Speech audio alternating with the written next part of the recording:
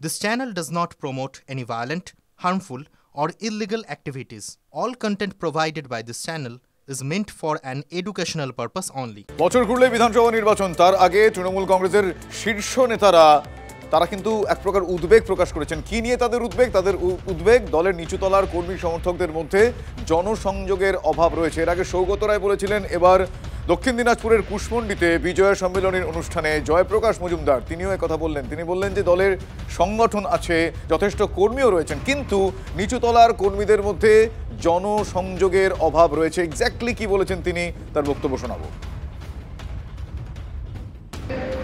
তৃণমূল কংগ্রেসের বর্তমানে দক্ষিণ দিনাজপুরে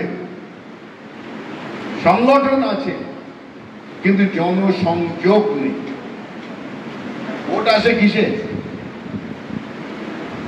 ভোট আসে মানুষ যখন জানে যে পাড়ার এই তৃণমূল কংগ্রেসের ছেলেটা পাগলা রায়, তাকে ডাকলেই পাওয়া যায়। সে সপ্তাহে অন্তত 2 দিন করে এসে বলে, মাসিমা ঠিক আছেন তো, কিছু হলে আমাদের বলবেন। ছিল এক সময়, আপনারাই করেছেন সেটা। এক সময় এখানে দিনের পর দিন তৃণমূল কংগ্রেস সাফল্য পেয়েছে এইভাবে মানুষের পাশে দাঁড়িয়ে। কিন্তু কোনো কারণে আমি বলতে বাধ্য হচ্ছি, সেই জায়গাটার মধ্যে একটু মরচে ধরেছে। তৃণমূল দক্ষিণ দিনাজপুর জেলায় মানুষের কাছে যাওয়ার মতন জায়গা হারিয়ে ফেলেছে, আর সেই জন্য বিভিন্নভাবে তারা ভোট লুট অত্যাচার করে তারা নির্বাচনে জয়লাভ করার চেষ্টা করে। কেন? তাদের জনভিত্তি নেই। এবার বিজেপির বিরুদ্ধে বিজেপির বিক্ষোভ। বিজেপির উত্তর মালদায় জেলা সভাপতির বিরুদ্ধে স্বেচ্ছাচারিতার অভিযোগ এনে বিক্ষোভ বিজেপি নেতাকর্মীদের। উত্তেজনা মালদা রতুয়াতে। শুধু অভিযোগ নয়, মণ্ডল কমিটির পদ থেকে পদত্যাগ করলেন অধিকাংশ নেতাকর্মীরাই। আগামী দিনে তাদের দাবিকে মান্যতা দেওয়া না হলে বড়সড় সিদ্ধান্ত গ্রহণের হুঁশিয়ারিও দেন। সম্প্রতি রতুয়া বিধানসভায় বিজেপির 4 নম্বর মণ্ডল কমিটি গঠন করা হয়েছে, কিন্তু সেই মণ্ডল কমিটি মানতে নারাজ রতুয়া বিধানসভা এলাকার বিজেপি নেতাকর্মীরা। যে যখন আমাদের জেলা সভাপতি আমাদের সিদ্ধান্তকে সিলমোহর দেয়নি যে সর্বসম্মতিক্রমে, অতএব আমরা বিজেপির সমস্ত পদ থেকে আমরা আজকে রিজাইন দিব।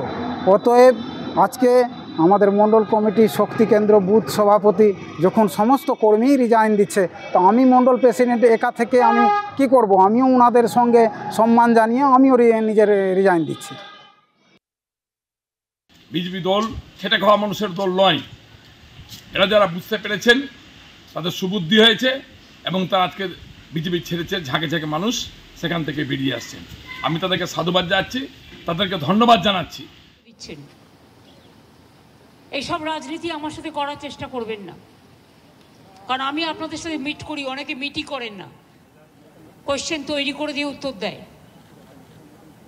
আর আজকে আমরা এখানে এসেছি অ্যাফেক্টেড এরিয়া দেখতে, কথা বলতে। ডিএম টোটাল একটা রিপোর্ট করেছেন, এসপি করেছেন, রাজীব কুমার করেছেন, পুলিশের আইসিরা করেছেন, বিডিওরা করেছেন, লাইন ডিপার্টমেন্ট করেছেন, 6 জন এখানে প্রিন্সিপাল সেক্রেটারি ছিলেন বিভিন্ন ডিপার্টমেন্টের, নর্থ বেঙ্গলের দায়িত্বে তারা করেছেন। তাছাড়াও জনপ্রতিনিধিরাও যারা ছিলেন তারাও করেছেন। এবং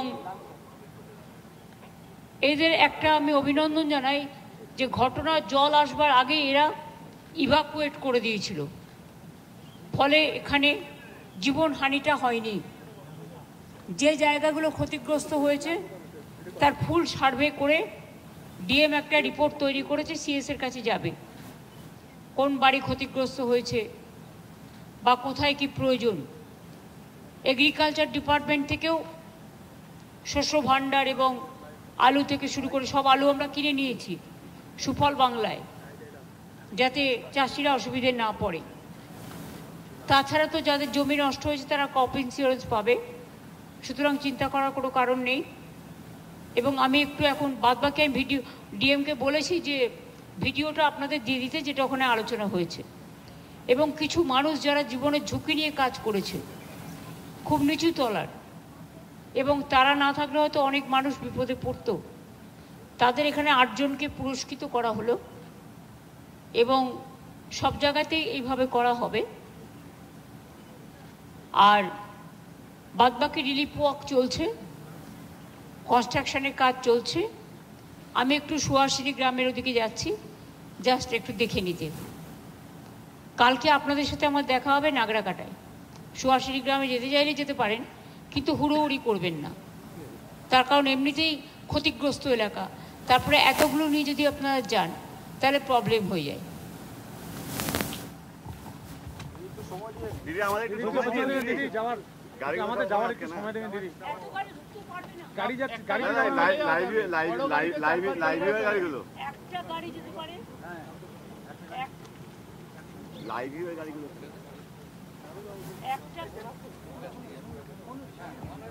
একটা গাড়িতে আপনারা 4-5 জন যেতে পারেন, তারা অন্যকে ফিটগুলো দিয়ে দেবেন, হয়ে গেল।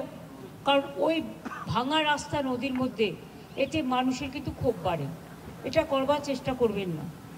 4-5 জন যারা লাইভ করতে চান তারা যেতে পারে, কিন্তু 4-5 জন নিজেদের মধ্যে ঠিক করে নিন।